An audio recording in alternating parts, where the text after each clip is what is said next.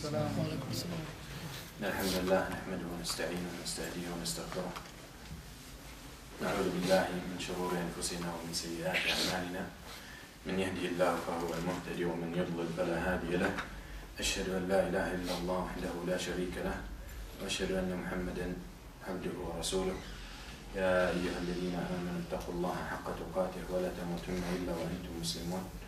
يا أيها الناس اتقوا ربكم الذي خلقكم من نفس واحدة وخلق منها زوجها وبث منهما رجالا كثيرا ونساء واتقوا الله الذي تساءلون به والأرحام إن الله كان عليكم رقيبا.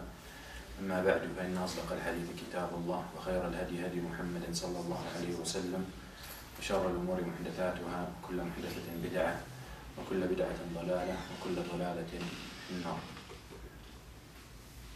Tonight, inshallah, we will continue the second lecture on Qurud, and we covered very important part last time and very significant issues that a lot of people and a lot of Muslims, if not all, those who are dealing with other people in business transactions and in money and in anything that has to do with borrowing, lending, and loaning should know.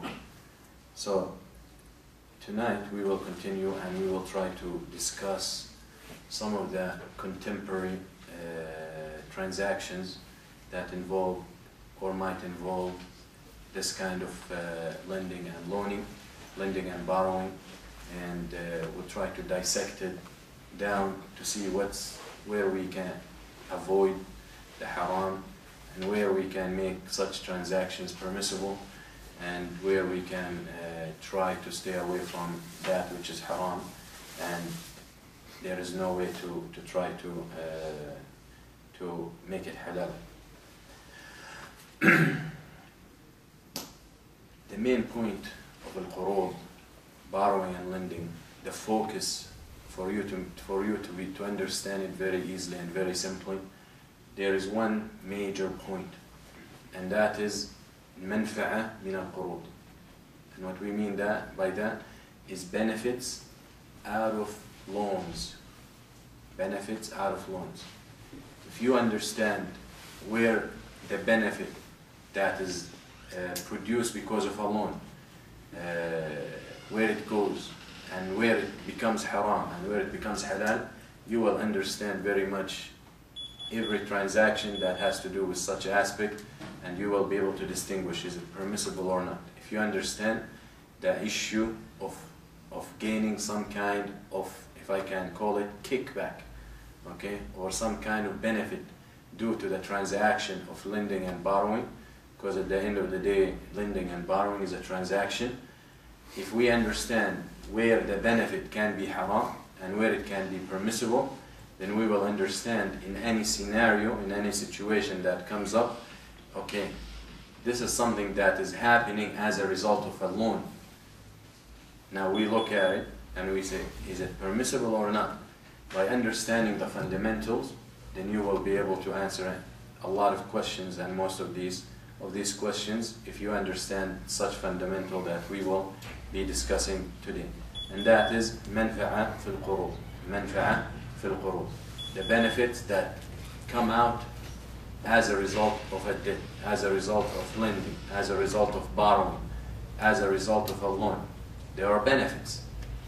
So if we can know which benefits are okay and which benefits aren't, then we can apply any kind of transaction into this thing and into this formula, and we will know what is okay and what is haram. If you look at al-qard, and that is exchange, usually we know that the rule of riba, as we spoke about before, that when we exchange money for money, the two conditions that have to be met are,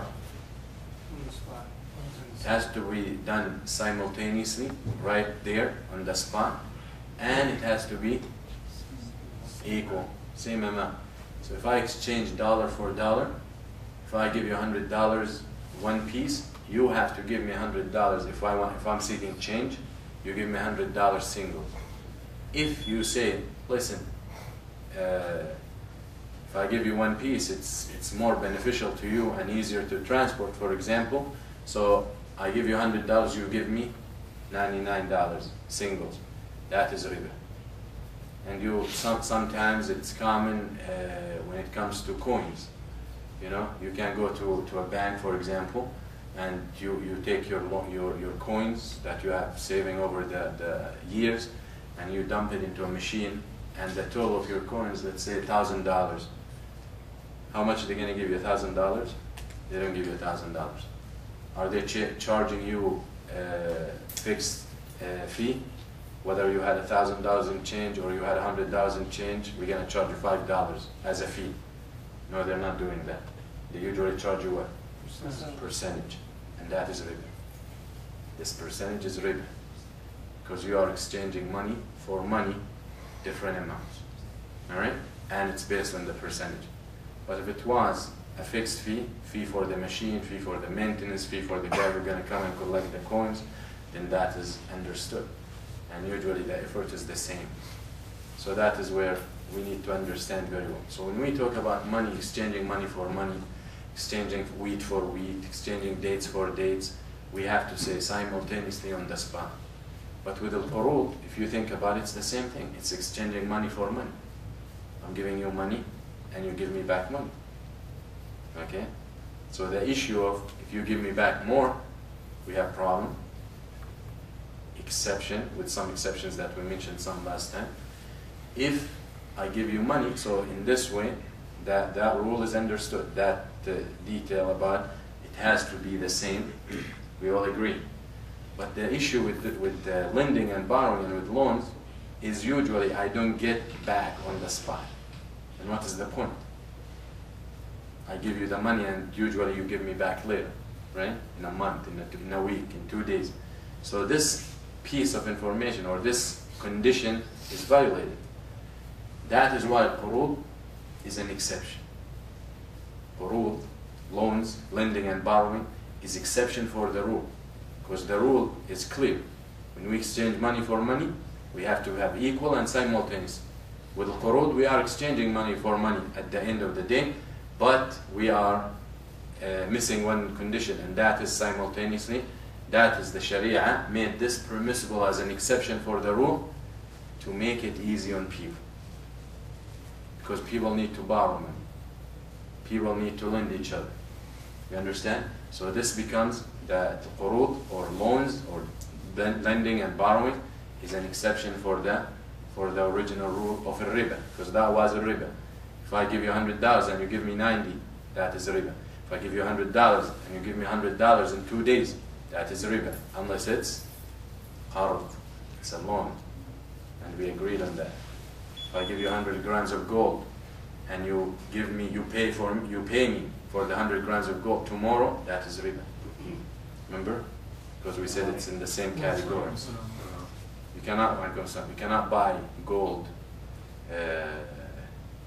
and pay for it later. Okay? You cannot buy gold, say, I buy 100 grams of gold and I'll come back tomorrow to pay you. Or here's 50%, I'll come back tomorrow to pay you. That is riba. But when it comes to qurud, we make that exception, and that is paying or exchanging later at a certain time that agreed on. So, if this is the rule, and the point behind this exception to make it easy for people, then we have to understand that any person who lends money with the intention of making some gain, that falls under riba. Again, Allah subhanahu wa ta'ala made the exception with the loans and with lending and borrowing to make it easy on people.